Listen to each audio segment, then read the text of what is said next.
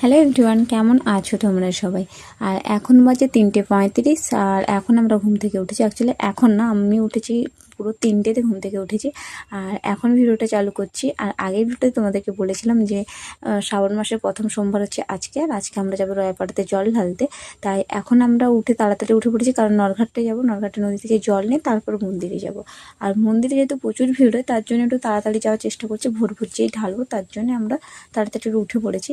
আর এখন স্নান করে নিয়েছি, স্নান করার পর এই শাড়িটা পরবো বলেছিলাম, আর এইটা এখন পরে নিয়েছি, পরে এখন রেডি পুরো। তারপরে এখানে মা এখন রেডি করছে, এই ফলগুলো নিয়ে যাব ওখানে। আর যেহেতু শিব ঠাকুরের গোটা ফল দিতে হয়, তার জন্য 5 রকমের আমরা গোটা ফল নিয়েছি। শুধু 4 রকম এখন আছে, আর এক রকম ছিল না, তো ওখানে গিয়ে নিয়ে নেবো।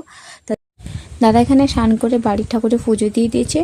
আর আমি আর মা এসেছি একটু ছাদে, কারণ ছাদে ওই আগের দিন বিকেলে যে ফুলগুলো মালা গেঁথে রেখেছিলাম আর ফুলগুলো তুলে রেখেছিলাম, ওই ফুলগুলো আমি শিশিরে রেখেছিলাম ছাদে, তো ওটাই আনতে এসেছি। আর এখন দেখো বাইরে পুরো অন্ধকার, এখন কিন্তু ভোরের আলো ফোটেনি, কিন্তু ভোর হয়ে এসছে, পাখি ডাকাচ্ছে, কিন্তু এখনও অন্ধকার হয়ে আছে। আর এখন আমরা বেরিয়ে যাব। আর এখানে সব ফুলগুলো আর মালাগুলো একটা পেপারে করে নিয়ে নিয়েছি।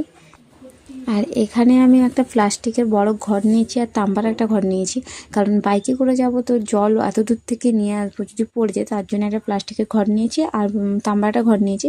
তো প্লাস্টিকের ঘরটাও নেবো আর তাম্বার ঘরটাও নেবো, তাম্বার ঘরটা যতটা থাকবে, আর না হলে প্লাস্টিকের ঘরটা থেকে নিয়ে ওখানে আবার তাম্বার ঘরটা দিয়ে তারপর বাবার মাথায় ঢালবো।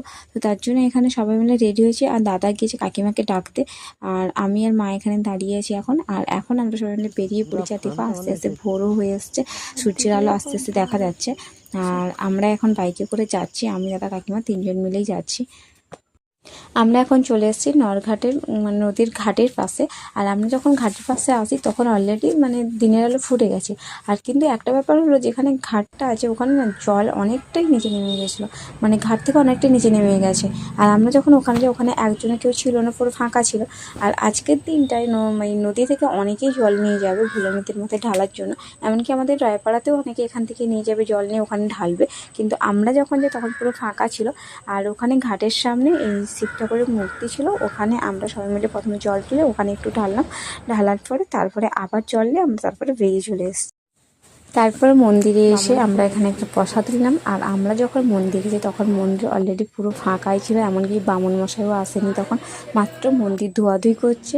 আর কিছুজন এসেছিলো, ওই 4-5 জনের মতন এসেছিলো আমাদের আগে, আর আমরা সবার তারা এসেছিলো, তারাও শুধু জল ঢালবে বলে। তো তার জন্য আশেপাশে যারা ছিল তাদের মধ্যে 4-5 জন ছিল হয়তো এসছে, তাদের আশেপাশেই বাড়ি হয়তো, তো ওখানে ওরাই এসছে। তারপরে আমরা এখানে প্রসাদ নেওয়ার পরে ওখানে গিয়ে একটু বসলাম, আমাদেরকে বলে একটু বসতে, কারণ তখনও বামুন আসেনি আর মন্দিরটা সবেমাত্র ধুয়েছে, তো তার জন্য বলে একটু বসতে। তারপরে আমরা সবাই মিলে বসেছিলাম। আর এখন দেখো পুরো মন্দিরটা পুরো ফাঁকা, আর বেশি না, আর ঘন্টা 2 পরে এই মন্দির মানে পুরো ভিড়ে ভর্তি হয়ে যায়, এমন মানে অনেকটাই বড় লাইন পড়ে, মানে মন্দির থেকে ছাড়িয়ে অনেকটা দূরের রাস্তা পর্যন্ত লাইন চলে যায়, কিন্তু এখন থেকে পুরো ফাঁকা।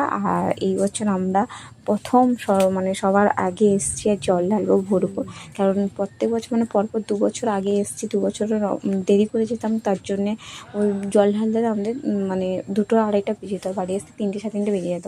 তো তার জন্যই এবারে একটু তাড়াতাড়ি বেরিয়েছিলাম, কিন্তু তাড়াতাড়ি বেরিয়ে আমাদের মানে সফল হয়েছে, সার্থক হয়েছে, যার জন্যে।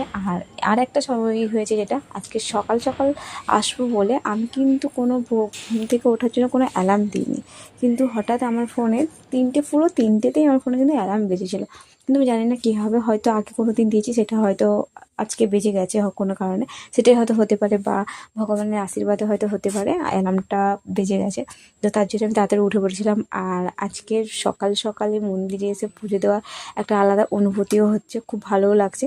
আর আমরা এখানে এসে অনেকক্ষণ কিছুক্ষণ মানে বসেছিলাম, মন্দিরে বসে সব কিছু দেখলাম। তারপরে আমরাই সবার প্রথমে শিবের মাথায় জল ঢেলেছিলাম, আর আমাদের আগে যারা এসেছিলো তারাও ঢেলেছে, তারপরে আমরা ঢেলেছিলাম। আর আমরা এখন জল ঢেলে এসে বসছি, কারণ এরপরে আবার আমাদেরকে পুজো দিতে হবে, আর আমাদেরকে 2বার ধরে টোকন করতে হচ্ছে, একটা জল ঢালার জন্য আর একটা পুজো দেওয়ার জন্য। তো আমরা জল ঢেলে নিয়েছি, আর পুজো দেওয়ার টিকিটটা এখন আমাদেরকে দেয়নি, তো জল ঢালার টিকিটটা প্রথমে দিয়ে দিয়েছিল, তার জন্য জল ঢালা হয়ে গেছে। তারপরে এবার পুজোর টিকিটটা দেয়নি বলে বসেছিলাম, পুজোর টিকিটটা দিলে তারপরে আমরা পুজো দেবো।